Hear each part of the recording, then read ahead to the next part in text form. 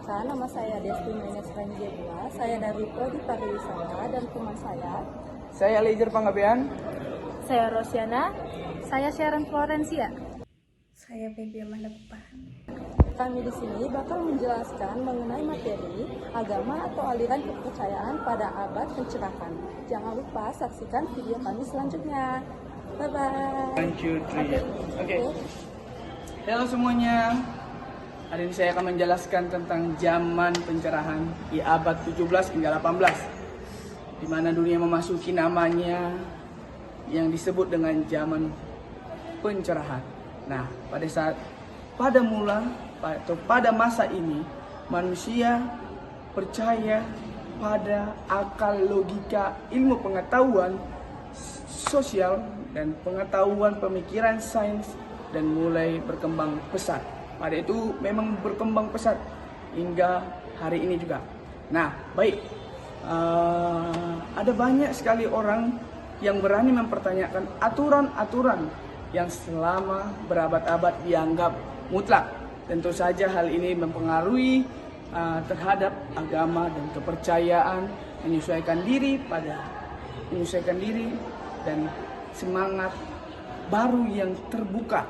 Mari kita lihat bagaimana perubahan-perubahan terjadi pada agama Kristen, Islam, dan agama serta kepercayaan yang lain. Baik, goodbye. Jadi saya bakal menjelaskan penjelasan selanjutnya dari penjelasan kawan saya.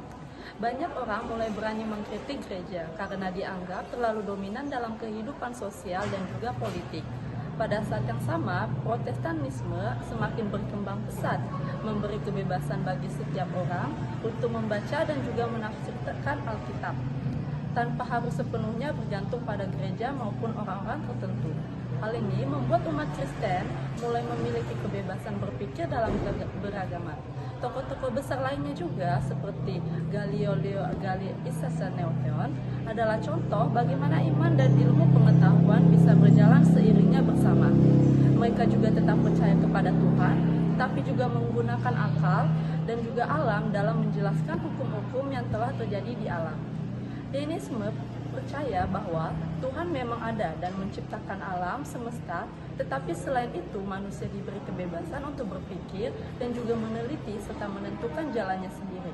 Semua perubahan ini telah menjadi konsep keagamaan Kristen lebih terbuka terhadap munculnya toleransi antara umat beragama. Agama dan juga kepercayaan lainnya. Selain Kristen dan juga Islam, berbagai agama dan juga kepercayaan lain juga tetap hidup pada masa pencerahan. Di Asia, Hindu, Buddha tetap kuat, terutama ada di negara India, di Cina, di Asia Tenggara, dengan ajaran yang spiritualitas dan etika yang sangat mendalam. Di Eropa, agama Yahudi banyak berperan dalam perkembangan filsafat, terutama melalui pikiran para rabi dan juga cendekiawan Yahudi yang sangat aktif dalam berdialog dan juga pemikirannya modern. Sementara itu, berbagai belahan dunia, terutama ada di Afrika, di Asia, Amerika, mereka mempunyai kepercayaan tradisional terhadap masyarakat lokal yang masih dipraktikkan. Walaupun begitu, mereka mulai mendapatkan pengaruh dari kolonialisme, perdagangan, dan juga ilmu pengetahuan modern.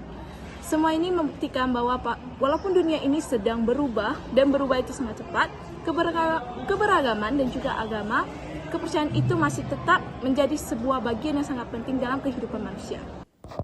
Saya akan melanjutkan bagian saya, yaitu agama Islam di zaman pencerahan. Di dunia Islam, perkembangan yang terjadi juga tidak kalah penting. Sejak berabad-abad sebelumnya, peradaban Islam sudah menjadi pusat ilmu pengetahuan, filsafat, astronomi, kedokteran, dan matematika. Pada masa pencerahan, banyak karya ilmuwan Muslim diterjemahkan ke bahasa Latin dan dipelajari di Eropa, sehingga memberikan sumbangan besar bagi lahirnya pemikiran modern. Selain itu, muncul gerakan pembaruan Islam di berbagai wilayah. Gerakan ini menekankan pentingnya kembali kepada Al-Quran dan hadis, tetapi juga mengajarkan bahwa manusia perlu menggunakan akal dan logika untuk memahami ajaran agama dalam kehidupan sehari-hari. Dengan demikian, Islam tetap bertahan bukan hanya sebagai agama, tetapi juga sebagai pusat kebudayaan dan ilmu pengetahuan yang berpengaruh di Timur Tengah, Asia, hingga Afrika. Hal ini menunjukkan bahwa Islam mampu berdialog dengan ilmu tanpa kehilangan nilai-nilai dasarnya. Abad pencerahan menandai perubahan besar dalam sejarah agama, bukan masa yang menghapus iman, melainkan masa yang mendorong agama untuk berdialog dengan ilmu pengetahuan, filsafat, dan akal budi. Dampak positifnya muncul sikap toleransi lintas keyakinan, kebebasan berpikir, dan penghargaan pada hak asasi manusia. Beragama, ajaran dilihat bukan hanya sebagai dogma, tetapi juga sebagai sumber etika dan moral universal. Warisan jangka panjang lahirnya pemisahan kekuasaan gereja negara, kebebasan beragama, serta pemahaman bahwa iman dan rasionalitas bisa berjalan berdampingan. Halo, oke, sekian, terima kasih dalam penjelasan singkat kami. Sampai jumpa di lain waktu. Bye-bye.